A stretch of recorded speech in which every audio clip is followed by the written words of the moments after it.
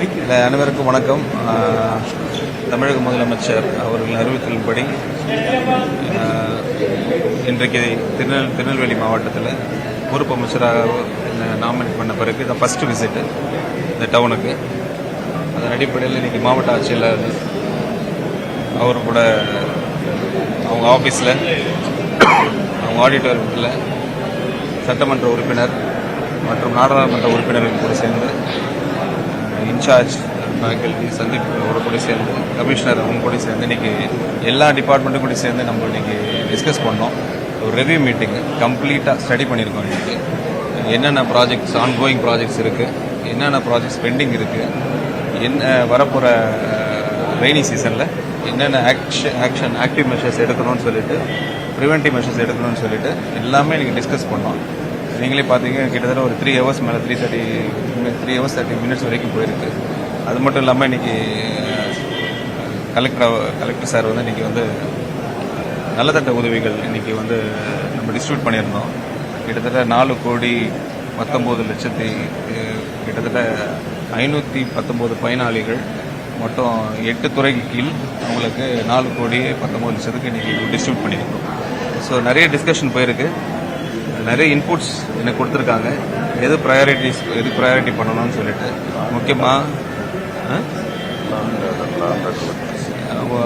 அந்த ரோட்ஸ் சொல்லியிருக்கிறாங்க. அது சீக்கிரம் எக்ஸிக்யூட் பண்ணி முடிக்கணும் பிஃபோர் த ரெய்னி சீசன் சொல்லியிருக்கிறாங்க. அது ரொம்ப ஃபஸ்ட் ப்ரையாரிட்டியாக எடுத்துருக்குறோம் நாங்கள். அப்புறம் லா அண்ட் ஆர்டர் இஷ்யூஸ் அது வந்து டிஸ்கஸ் பண்ணியிருக்கிறோம். ட்ரக்ஸ் கண்டெயின் பண்ணுறதுக்கு அந்த டிஸ்கஷன் எஸ்பி சார் கொண்டு வந்திருக்கிறாங்க. அந்த டீட்டெயில்ஸ் நம்மளுக்கு இப்போது இம்பார்ட்டன்ஸ் கொடுத்துருக்கோம். வரப்போகிற காலங்களில் இது ஃபஸ்ட்டு ஆய்வு தான், ஃபஸ்ட் டைம் தான் நம்ம மீட் பண்ணுறோம்.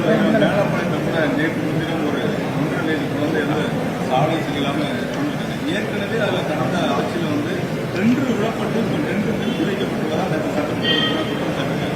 பணமும் ஒதுக்கியாச்சு, டென்ட்டும் விட்டாச்சு, இப்போ நிப்பாட்டி வச்சிருக்காங்க. இதனால தான் அந்த குழந்தை இறந்ததா ₹10 கோடி நிதி ஒதுக்கி அதுக்கு வந்து நெடுஞ்சாலைத்துறை அதிகாரிகள் வந்து அதை வந்து அலட்சியமாக அமைச்சரே சொன்னாங்க சொல்லி நெடுஞ்சாலைத்துறை அதிகாரிகளே சொல்லிட்டாங்க. அமைச்சர் தான் அதை போட வேண்டாம்னு சொன்னதான் நெடுஞ்சாலைத்துறை அதிகாரிகள் சொன்னாங்க. அப்படிலாம் ஒன்றும் இல்லை சார், அப்படிலாம் ஒன்றும் இல்லை. அது ஒரு பெரிய அன்ஃபார்ச்சுனேட்டான இன்சிடென்ட். அது ஆக்சுவலாக பெரிய அன்ஃபார்ச்சுனேட் இன்சிடென்ட். அது ஒரு டிஸ்கஷன் போச்சு. அது எதனால் நடந்துச்சுன்னு சொல்லிட்டு அவங்க ரிவ்யூ பண்ண சொல்லியிருக்கேன் நான்.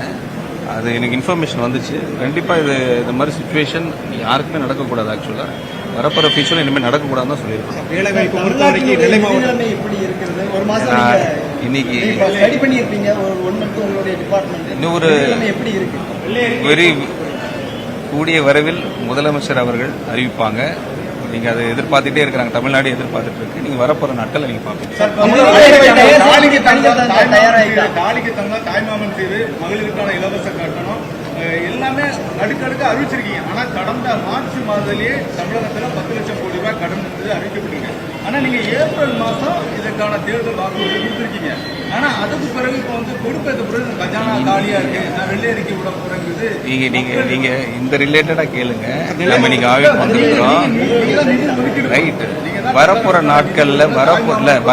நாட்கள்ல உங்க அனைவருக்குமே எல்லா விஷயங்களும் முதலமைச்சர் வாயிலாக உங்களுக்கு தெரிய வரும். இவ்வளவு நாள் வெயிட் பண்ணிட்டீங்களா, அசிமாயி உங்களுக்கு 40 days தான் ஆச்சு. ஃப்ரம் எல்லா விஷயங்களும் முதலமைச்சர் அறிவித்தல் படி கண்டிப்பா உங்களுக்கு இன்ஃபர்மேஷன் கொடுக்கப்படும்.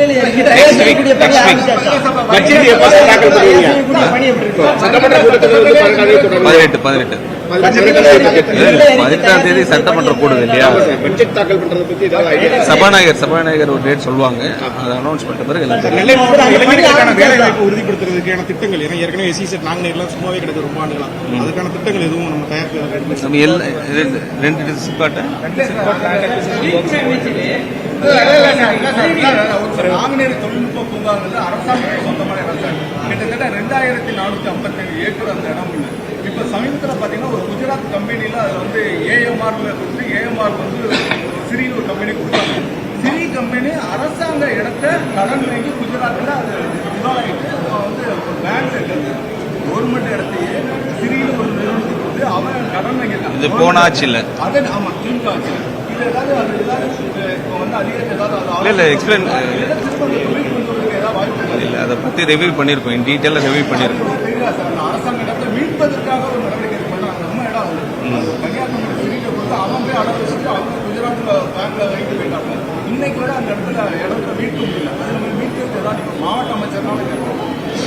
பார்த்தீங்கன்னா டே 1 வந்து ஃபுல்லாக ரிப்போர்ட் கேட்டிருக்கு. எல்லா ரிப்போர்ட்டும் ஸ்டடி பண்ணிட்டு இருக்கேன். ஒன்ஸ் கலெக்டர் ஒரு ரிவ்யூ ரிப்போர்ட் கொடுத்த பிறகு அதர் அஃபிஷியல்ஸ் கிட்ட உட்காந்து அந்த விஷயத்துல ஏதாவது அதிகாரி சொன்னாங்களா சார்? அடுத்த மீட்பு தொடர்பாக ஏன்னா சாருக்கு தெரியும் அடுத்த ஆய்வுல எல்லாத்தையும் உங்களுக்கு சொல்ல வருவாங்க. திருநெல்வேலி மாவட்டத்தில் நீர் ஆதாரங்களை பெருக்கிறதுக்கு என்ன நடவடிக்கை எடுக்கிறீங்க? 2027 மிகப்பெரிய வறட்சியான ஒரு ஆண்டா இருக்கும் அப்படின்னு திருநெல்வேலியில் ஆய்வாளர்கள் சொல்லியிருக்கிறாங்க. இங்க இருக்கக்கூடிய நீர்நிலைகள் மேம்பாடு, பராமரிப்பு பணிகள், தூர் வரக்கூடிய பணிகளை பற்றி டிஸ்கஸ் பண்ணியிருக்கீங்களா? வரக்கூடிய மழைக்காலங்கள் அந்த தண்ணீரை சேமிக்கிறதுக்கு என்ன திட்டங்கள் இருக்கு? ஆக்சுவலாக ஏதாவது கட்டுறதுக்கான திட்டம் இருக்கிறதா? 4 to 5, 6 monthsக்குள்ள நம்ம சில விஷயங்கள் பண்ண வேண்டிய இன்ஸ்ட்ரக்ஷனை கொடுத்துருக்கேன்.